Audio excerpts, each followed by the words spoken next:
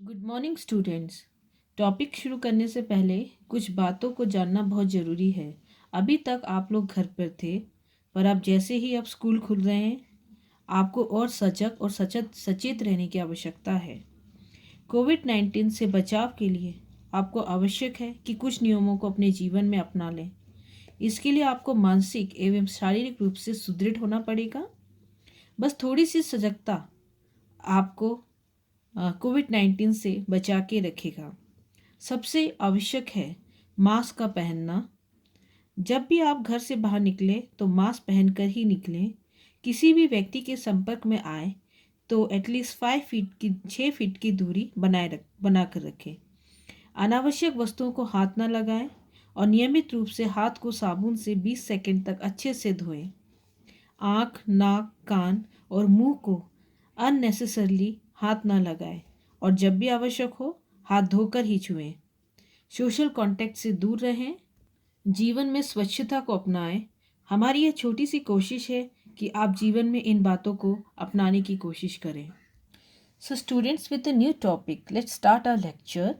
And today topic is Jati and social mobility from the chapter Kinship, Caste and Class. So Jati, it emerged within the Varna system. The Brahminical authorities, they encountered new people with shared occupations which did not fit into the fourfold Varna systems. There was no restriction in the number of jatis. So here we will discuss about the jati. So when we talk about the Varna system, it getting relaxed from the 3rd century BC. You can see selection of professions was not based wholly on caste during the period. We come to know from the Buddhist text that Kshatriya and Vaishya, they worked as a potter, basket maker, reed worker, garland maker and cook as per the need of the hour. So this would not affect their social status or honor, because Kshatriya will be Kshatriya, remain Kshatriya, and Vaishya will be remain Vaishya.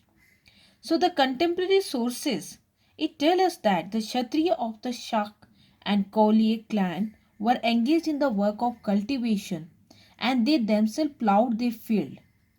So we find mentions as Vasisht Sut of Brahman working as cultivators, craftsmen, messenger, sacrificers and landlord.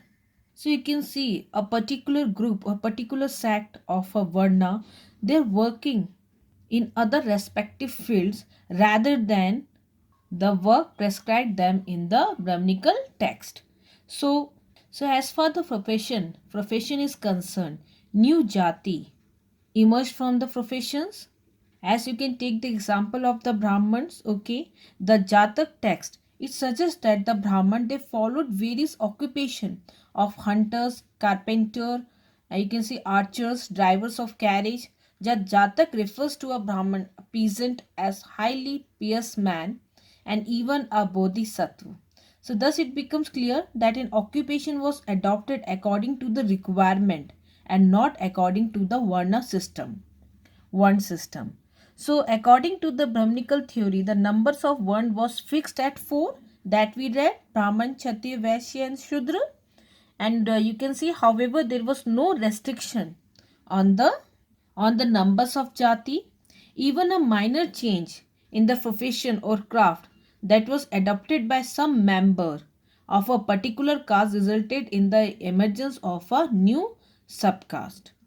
Similarly, you can see a change in the means of livelihood or the place of residence that resulted in the birth of a new subcaste. तो आप देखते हैं जीविका के साधन में बदलाव या फिर आप देखते हैं यह निवास के क्षेत्र में बदलाव भी क्या कर रहा है, एक उपजाति को जन्म दे रहा है.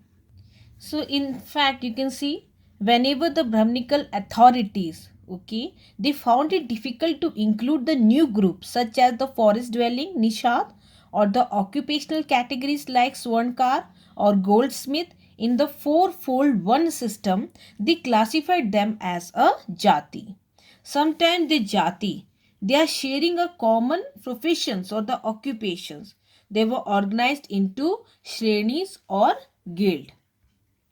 Here you can take an example, a stone inscription here, okay, of 5th century AD found in Mandsaur in Madhya Pradesh. Mention a guild of silk weaver. They originally lived in Lat in Gujarat, from where they migrated to Mandsaur. Then they known as Dashpur, okay, with their families and friends. So the main cause of migration from Lat was that they were not making huge profit from their occupations. So they had heard about a lot about the greatness of the king of Mandsaur. So therefore they were desirous of settling down in his kingdom. But as they shift from one place to another, they were called or given the name of a new subcaste. So the inscriptions that we talk about that found in Mandsaur in Madhya Pradesh, the stone inscription, it tell us about the nature of the guild or the shrenis. You can see the main basis of the membership of the guild was a shared craft specializations. Okay, some member adopted other occupation as well. So this inscription also suggests that the members of a guild, okay, they shared, if we talk about more than a common professions. For instance, you can see the guild of the silk weavers god constructed a splendid temple in honor of the sun god with the money earned by its member. So come to the source number 8, what the silk weaver did. So in this source you can see that they shared what more than a common professions here. So here is an excerpt from the inscriptions which is in Sanskrit. So you can see some are intensely, they are attached to music, pleasing to the ear, other being proud of the authorship of writing 100 excellent biographies, are conversant with wonderful tales there, filled with, you can see, modest, observed with excellent religious uh, discourses. So they write about the religious topics, some experts in their own religious rites, likewise by other who were self-possessed. The science of Vedic astronomy was, you can see, mastered, and others showing great courage in battle, even today forcibly caused harm to the enemies. So here you can see beyond the four varnas, integrations. So several groups in the subcontinent, they was not under the influence of the Brahminical ideas. Such peoples not included in the Varna system. You can see in Sanskrit text they have been described with adjectives such as an odd, uncivilized, or even animal-like, who are not the part of the Varna system. Some of these were forest dwellers, from whom hunting and gathering was an important mean for livelihood. We read about Nishad, Eklavya story. So Eklavya, he belonged to this category. Other who were viewed with suspicions included the population of this nomadic pastoralists. So they could not be easily put on the frame of this agriculturalist. Sometimes those who spoke non-Sanskritic languages. They are not speaking speaking Sanskritic languages, were labeled as Malay, okay, and viewed with suspicions. So we come to know from the story in the Mahabharata that there was a sharing of idea between these people and those who come within the Varna system. So come to the source number 9, a tiger-like husband. So this is a summary of a story from the Adi Parv of Mahabharata. So the Pandav, they had fled into the forest. They were tired and you can see they fell asleep. Only Bhim, the second Pandav, renowned for his courage, were keeping watch. A man-eating Rakshas caught the scent of the Pandav and sent his sister Hidimba to capture them. She fell in love with Bhim and transformed herself into a lovely maiden and proposed to him. He refused. Meanwhile, you can see the Rakshas arrived and challenged Bhim to a wrestling match. Bhim accepted the challenge and killed him. So the other woke up. Hearing the noise, Hidimba introduced herself and declared her love for Bhim. She told Kunti, I have forsaken my friends, my keen and you can see good lady, chosen your tiger like son for my men. Whether you think me a fool or devoted servant, let me join you, great lady, with your son as my husband. So ultimately, Yudhishthir he agreed to the marriage on condition that Bhim would spend the day with Hidimba, but he will return every night. The couple roamed all over the world during the day. In due course, she gave a birth to a Rakshas boy named Ghatotkacha. Then the mother and the son they left Pandavas and went to the forest, and Ghatotkacha promised to return to Pandavas whenever they needed him. Some historians they suggested that the Rakshas is used to describe people who practice, you can see, differed from those laid down in the Brahmanical text. So the story here it from Adi Parv of the Mahabharata.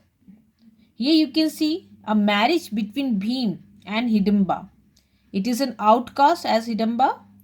Declaration of love by Hidimba reflect there were people who did not adhere to the Brahmanical norms. So you can see sometime marriage took place outside the caste such as Bhim and Hidimba. Beyond the four varna, subordination and conflict. So this Brahman, they did not include some people in the social system. Okay, they developed a sharper social divide by classifying some social categories as untouchable. So here you can see some activity, particularly those connected with the performance of ritual as sacred and pure. So they were supposed not to accept food from those who were designated as untouchable. On the other hand, you can see some activities such as the handling corpses, dead animal were regarded particularly polluting. The person performing these activity, they were designated as Chandal. So these Chandal, okay, they were places at you can see very bottom in the hierarchy. And here the Brahmins who claimed to be at the top of the social order, they kept themselves away from their touch and even from their sight. It was assumed that even shadow of a Chandal, okay, was to pollute the people of high Varna. So we find detailed list of the Chandal in the Manu Smriti. So they were supposed to live outside the village or town. They wore clothes of the dead and you can see ornaments of iron and used discarded utensils. So they were not allowed to walk about in villages and cities. So they served as an executioners and also performed the job of disposing the dead bodies of those who had no relatives. We come to know from the accounts of this Phayan, a Buddhist monk who came to India in 405 AD. Okay, what he saw the Chandal live segregated from the rural and the urban population. Even they had to create a noise with the help of a stick in order to inform of their presence whenever they went to the city or market so that other people might get aware of coming into their contact. Similarly, the account of another Chinese pilgrim here described that the executioners and the scavengers they had to live outside the city. So the historian, by examining the life of the Chandals as depicted in non-Brahminical texts, concluded that the Chandal they had accepted the life of degradations as prescribed in the Shastras as their destiny. So they expressed their resentment against that inhuman treatment as we observe in the story from the Matang Jatak, a Pali text where the Bodhisattva, you can see Bodhisattva is identified as Chandal. So students, today we covered the beyond the four varnas were the jatis and the you can see subcaste, the caste and the subcaste. Integrations of varnas and jatis and subcaste and you can see their subordination and conflict.